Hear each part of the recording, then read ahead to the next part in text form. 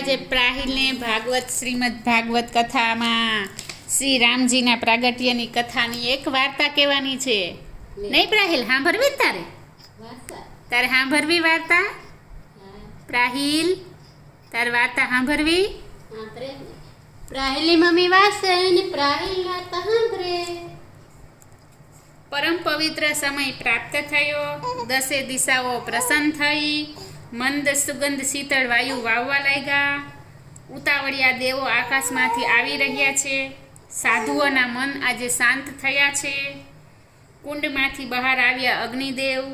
તે પણ શ્રી રામ માટે તલસતા હતા. ચૈત્રનો માસ છે, શુક્લ પક્ષ છે, નવમીની તિથિ છે અને પુનર્વસુ નક્ષત્રનો સુયોગ. બપોરના સમયે માતા કૌશલ્યાની સન્મુખ ચતુર્ભુજ શ્રી રામચંદ્રજી મહારાજ પ્રગટ થયા છે. બોલો શ્રી રામચંદ્રજી મહારાજ કી જય. કેતા પ્રાહિલ? જય જય કે હા જય.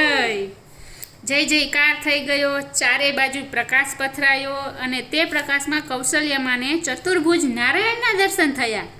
કિના દર્શન થયા? હા. કૌશલ્યમાને ખૂબ આનંદ થયો. કૌશલ્યમાએ ભગવાનને પ્રાર્થના કરી કે તમે બહુ સુંદર છો, પણ લોકોને શંકા થશે કે આવો મોટો ને 4 હાથવાળો બાળક કેવી રીતે થયો હશે.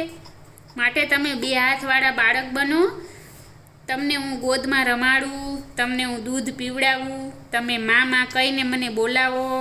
તમે એવી રીતે બાળલીલા કરો કે માતાજીને સ્વરૂપનું ભાન કરાવી અને ચતુર્ભુજ સ્વરૂપ અંતર્ધ્યાન કર્યું અને 2 હાથવાળા બાળક શ્રી રામનું પ્રાગટ્ય થયું. બોલો શ્રી રામચંદ્ર કી જય. શ્રી રામચંદ્ર કી જય. હનુમાન કી જય.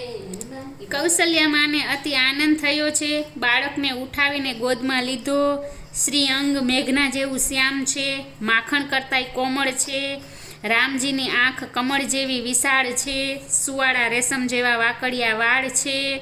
મારા રામને કોઈની નજર ન લાગે એવું વિચારી અને નારાયણ નારાયણના કીર્તન કરતા માતાએ શ્રી રામની નજર ઉતારી.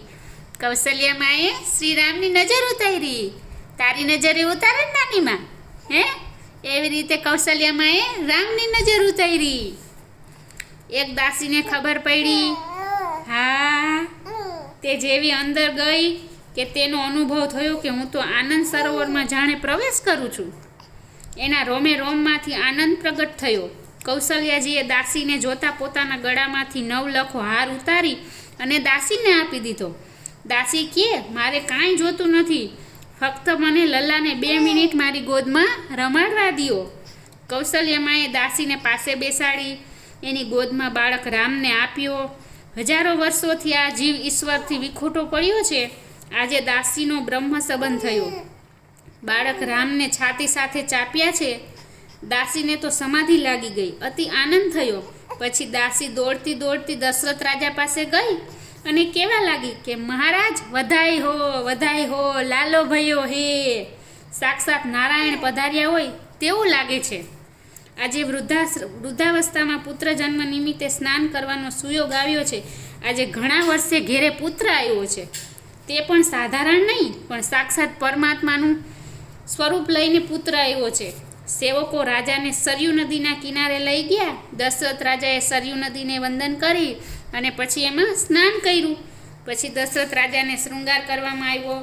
દશરથ રાજાને શણગારવામાં સોનાના પાટલે બેસાડીને વશિષ્ઠ ઋષિએ ત્યાં આવ્યા. ગણપતિ મહારાજની પૂજા કરી. પુણ્યા હવાચન થયું.